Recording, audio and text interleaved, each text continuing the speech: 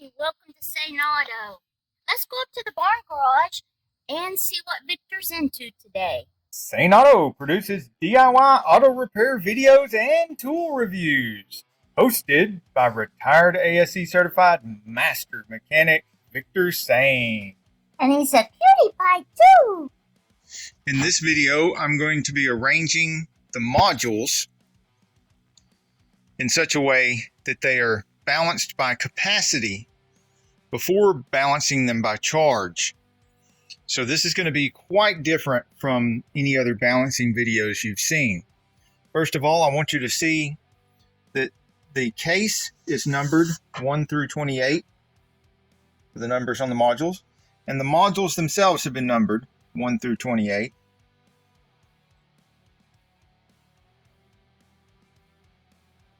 If you've watched any of my previous videos, or even if you haven't, in those previous videos in the hybrid repair playlist, we go into great detail about using these Tenergy T180 chargers to cycle the modules. Also have a video showing how to check capacity using headlight bulbs to drain the modules in my very hillbilly way. These are a lot more like my city boy half of using actual chargers that give actual data, which I then record and compile in an organized manner and print out on the computer, because I'm only half hillbilly. Now, I'm 100% not an electrical engineer, so all of the work I do with these should be considered experimental. I may be a certified master automotive technician and certified master heavy-duty truck technician, but you should still never do anything you see me do in my videos, and do not do anything I talk about in my videos, especially working with high voltage stuff barehandedly. That is a recipe for disaster. I do end up burnt, bruised, and bleeding, and I don't want that to happen to you.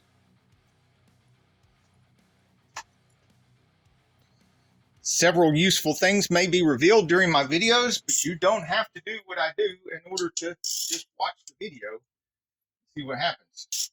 One thing you might see happen here is that I take it loose from this end. It's near the electronics. This is a 3rd generation Prius, so all the electronics are going to be on this end where number 1 module is. And it's different here because this will open up a gap. This has some fingers that go under here. I covered all this in another video that I have extensively in the hybrid repair playlist. I like to take these bolts loose evenly because, as you'll see, it is normal for this to expand a little bit as it's coming apart. To minimize this expansion, I have gotten into the habit of letting the entire module cool off for several hours. I prefer overnight and maybe another day or two before attempting to do any work to it. This limits the expansion, but you can see this one has been sitting for quite some time, and we're still seeing quite a bit of expansion. We've got a pretty good gap right here, and they're still coming up as I loosen the bolts. I will show you when I get the bolts loose just how much it expands. If you get one set of bolts too much more loose than the others, you'll see kind of a curvature as they come up towards the looser bolts.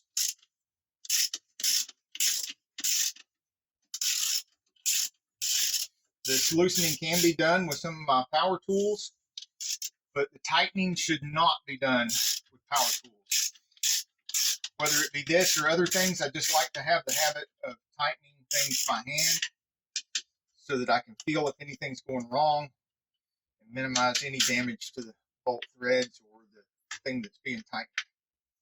Now, these are loose, but not completely out. Camera over here, so you can see just how much expansion there is.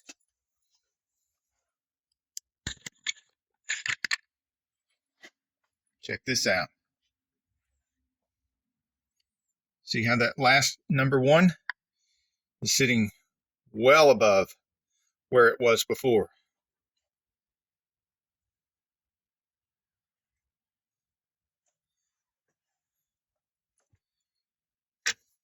Same thing in the back.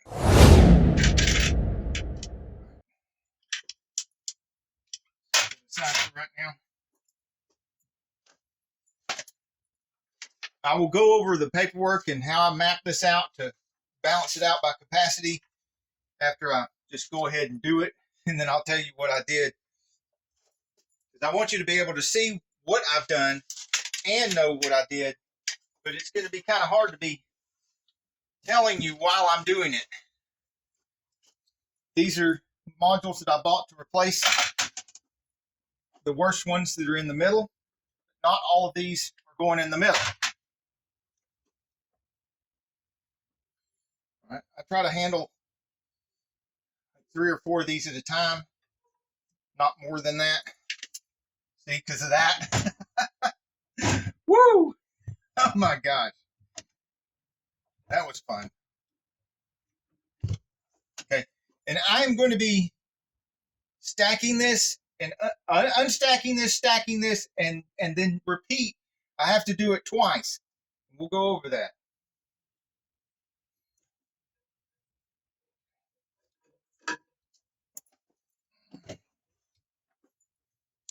You may have seen somebody unstacking these and stacking these while they're just laying down there. I don't do that.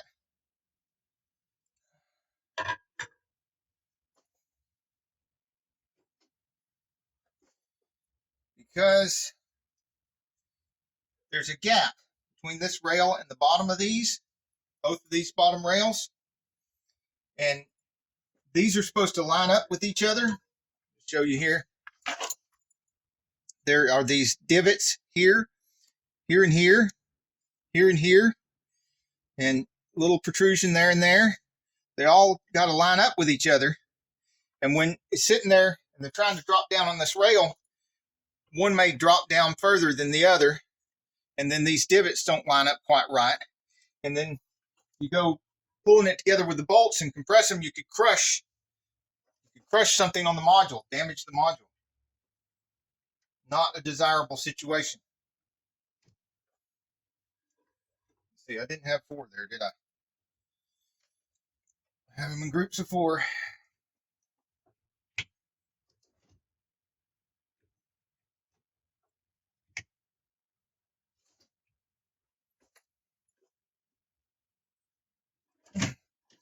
I try not to put my hands right up against these when I'm moving them.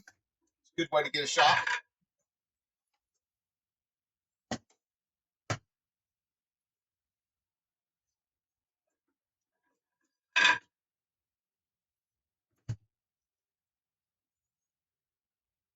Oh, there's that mosquito from yesterday that tried to bite me. See the mosquito? It's not even the end of February yet. I already got bloodsuckers flying around. Left one in there, didn't I? Okay. So the game begins. So I may end up telling you all about this on the way together. All right, so I did several cycles with the T180s, 4 of them at a time, because some of these, like the really higher capacity, really good shape modules, took like 26 hours to go through 3 cycles at 30 amps. There was also some cycling of some of them that was trying to improve capacity. That took like 16 hours. The reason those took less than 26 hours because they were modules that weren't in as good a shape and had lower capacity. And that seems to be the trend when you're doing this. So compiled all the data.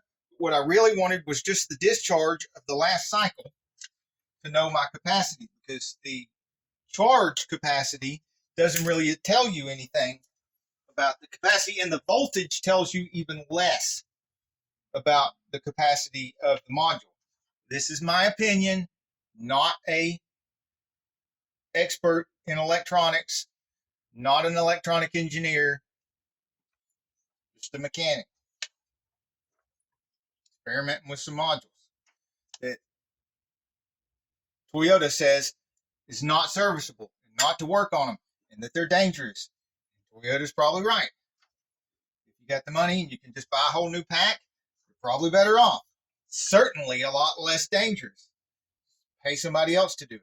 I will be talking to some people who do this on a industrial scale.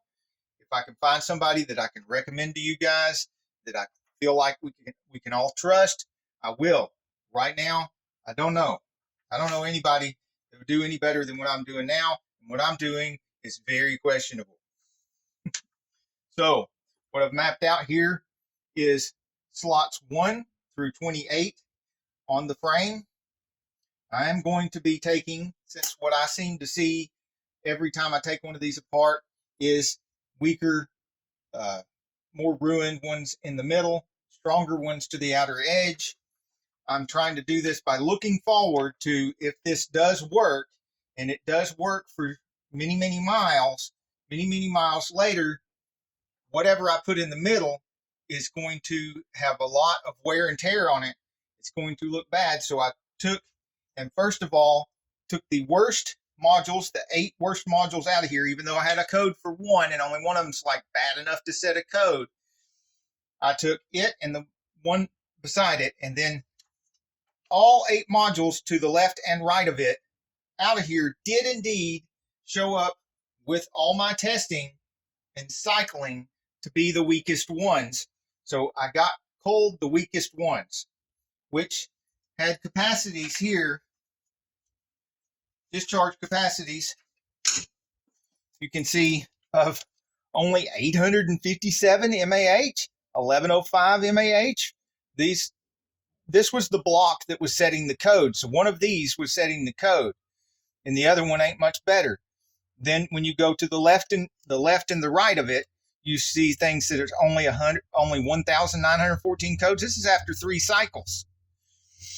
And then you start getting into 2,000 something mAh, 2,000, 2,800 mAh, 2,600 mAh. All of these are getting replaced. These with 3,000, 4,000, 5,000, even 6,000 mAh are the ones that I'm using. But now, instead of these with 6,000 mAh, which these are replacement ones, they have letters.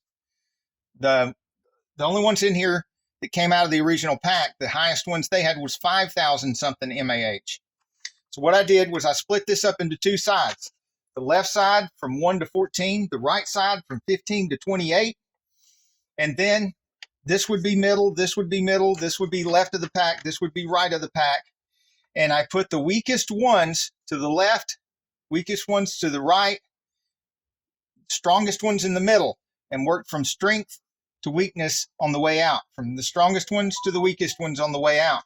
You can see indeed the capacity MAH 6308 drops to 6160, 6037, and then you can just pause this and read all of this if you want to know every little detail about everyone. I'm sorry I scratched on it because I accidentally, when I'm printing, I put the wrong number for the wrong module here. So instead of me trying to figure this out on the fly, I did all that, printed it up, and then I'm going to follow my map here, putting 19 in slot of 28. I need to find 19, which happens to be buried on the bottom of this pile right here. So let's get Mr. 19. Right beside 19 is going to be Mr. number 20. So let's get him out of there. 19 going first. Remember I said I'm going to stack these twice. The reason I'm going to stack these twice is because right now I'm balancing this out by capacity. And I'm not balancing the capacity by getting a bunch of modules that all have like 5,000 mAh and stacking them all together.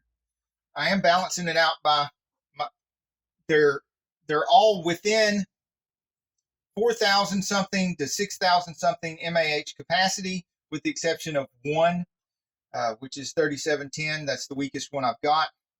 It's a far cry better than the 2,000 something and the 1,000 something mAh that we had in the middle of the pack. But I'm balancing it out as the strongest ones will be in the middle, the weakest ones will be out towards the end. And as this pack gets used and utilized and gets more miles on it, the ones in the middle should get weaker and weaker, while the ones on the outside should stay mostly as strong as they are now, till eventually they will all be even in capacity. And then later on after that, at some point after that, let's just say, hypothesize that this lasts 100,000 miles, which isn't improbable because this vehicle already has 397,000 miles on it, almost 400,000 miles. So possibly this could get 100,000 miles. It's a good even number. It's just a made up number. Okay. Let's say at 50,000 miles, it's all evened out. Then by the time it hits 90 something thousand miles, it's no longer even anymore. It's no longer balanced, but at least most of them are very weak. And then at 100,000 miles, it sets an error code and I tear it all apart. What I want to see is that almost all these modules are bad at that point. Not 2 of them bad or 8 of them bad, but almost all 28 of them bad, like 20 of them bad. And then I'll know that I got every bit of good out of all the modules. And I can probably just upgrade to lithium ion or whatever other lithium seems to be the best at the time. And then I'll make a video showing how to do that, show the results, and then you'll know whether that's a good option or not, without having to do it yourself or spend your own money on it. And just let me do the craziness.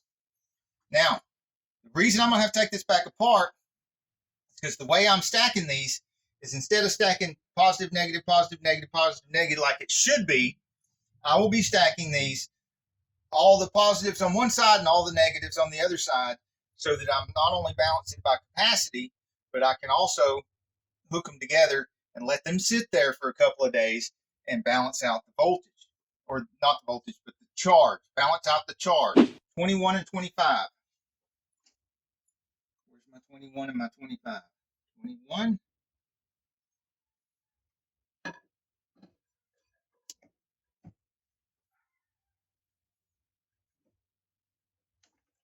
Five.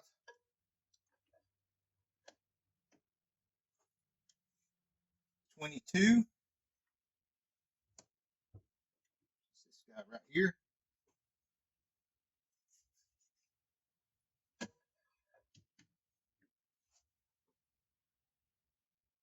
23 and 27.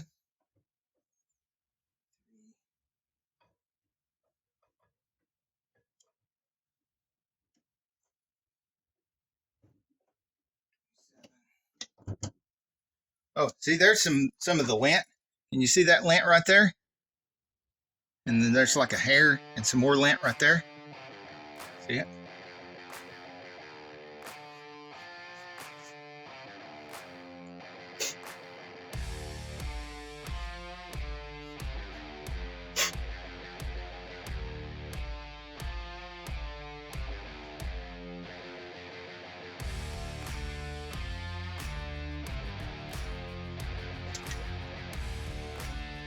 D, C, and E.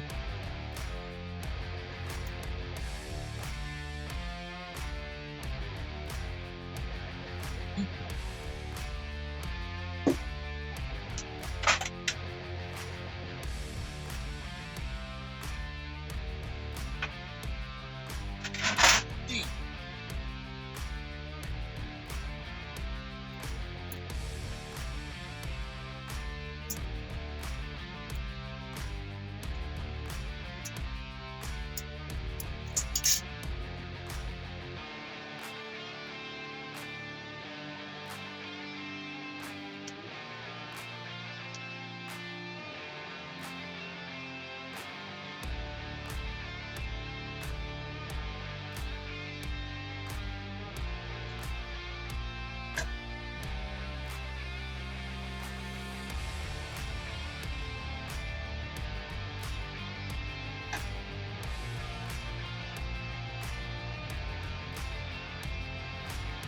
X.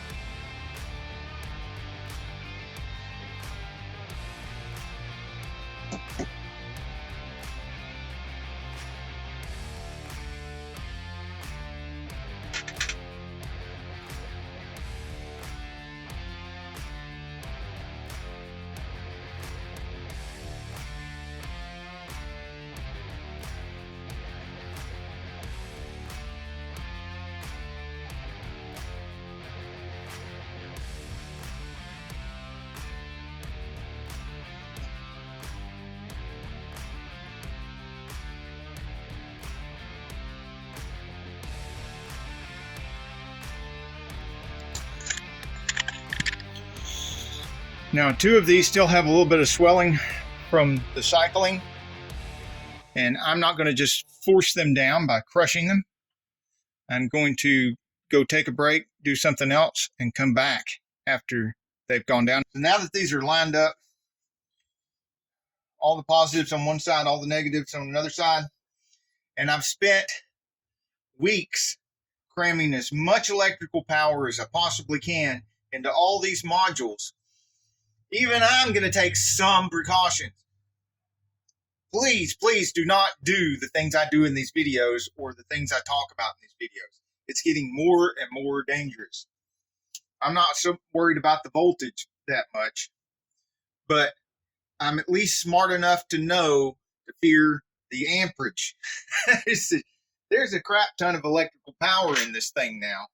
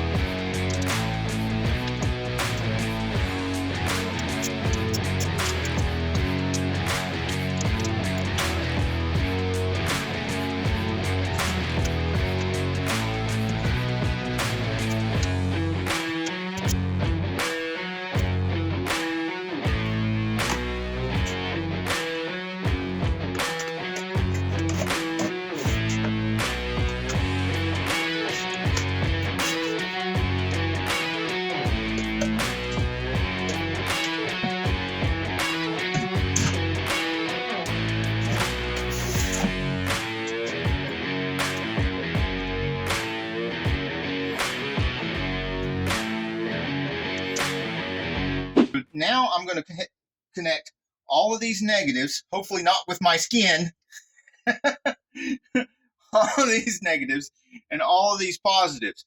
This is the most dangerous situation because if I manage to touch a few of these and a few of these at the same time with my skin, crap load of amperage, heart stop, like that. I mean, think of it this way. You got these tasers that hurt like hell with much smaller batteries with much less electricity in them. And they're designed in a way to try not to make your heart stop, but they hurt like heck. Imagine what this would hurt like if you just touch 3 or 4 of these and 3 or 4 of these at the same time after packing and cramming as much electricity into them as we possibly can. Imagine a taser with 3 or 4 of those as its power source.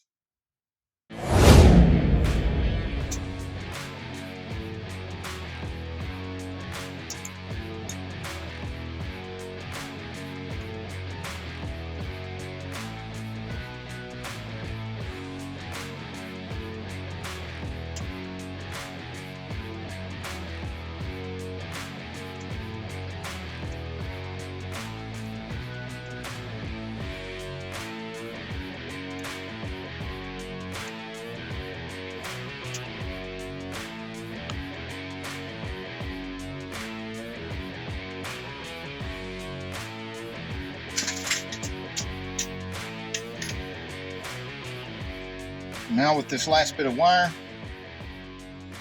I can connect the last of the terminals. And this can sit here for a day or two and self-balance by charge. In other words, if one of these modules has a little bit more charge than another module, since they're all connected, all the positives and all the negatives are all connected, I don't want to be touching those two at the same time. Since they're all connected, then excess charge from one module can migrate to the other module that has the least amount of charge. And this can be happening simultaneously between all the modules. So all the modules that have a little bit less charge will be drawing some of that charge from all the modules that have a little bit excess charge, which will migrate over. And this may take quite a bit of time. And yes, it will reduce the amount of charge that's in some of the more charged modules. There is more than enough power in this pack right now to start that vehicle and for the vehicle to take over and charge the battery the rest of the way up, no matter how much is in here. So I don't feel it's necessary to hook any of these chargers up to the positive or the negative, or to go from this corner to that corner with the connections on the charger and have it on there, because it charged all these modules individually with more than enough power to run the vehicle. I just want to get it balanced out well enough to where I can take the pack back apart, swap them around to where they're alternating the way they're supposed to be, then put it in the vehicle, connect it up correctly, and let the vehicle take over from there. The next video you see me do will be one of two things. Either I'll be swapping these back around, putting them in the frame, and putting this back in the vehicle and checking it out with the Dr. Prius app, or I will be making a video showing all the data I collected from cycling the modules and everything and comparing that to the Dr. Prius data that I got before I took the battery out, to try to get an idea of how accurate the Dr. Prius app is. In the comments below, let me know which one of those videos you would rather see. And just in case you're curious, with all these connected together,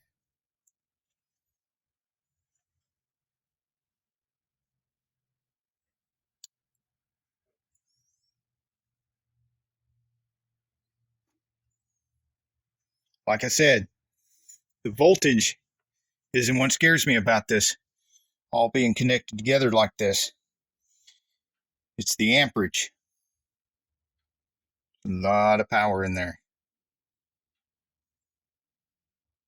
Lots more shenanigans like this in our hybrid repair playlist. Lots more stuff about the T180 in the hybrid repair playlist as well. Hey, if you like this video, we've got a whole lot more. We've got tool reviews, we've got repair videos, we've got show car videos, hot rods, mod rods, you name it. If it's got wheels on it and an engine, it's probably on this channel. So subscribe, like, and binge watch. Binge watch.